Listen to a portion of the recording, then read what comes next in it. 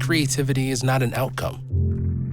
It's not a painting in a museum or a beautiful film. Creativity is a process that starts when you make a choice to embrace the unexpected and to be undeterred by failure, even if that means failing over and over again.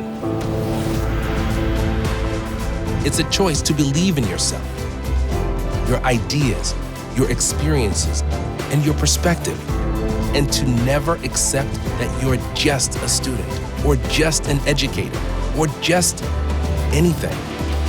Instead, you're someone with just as much power to make the future as anyone.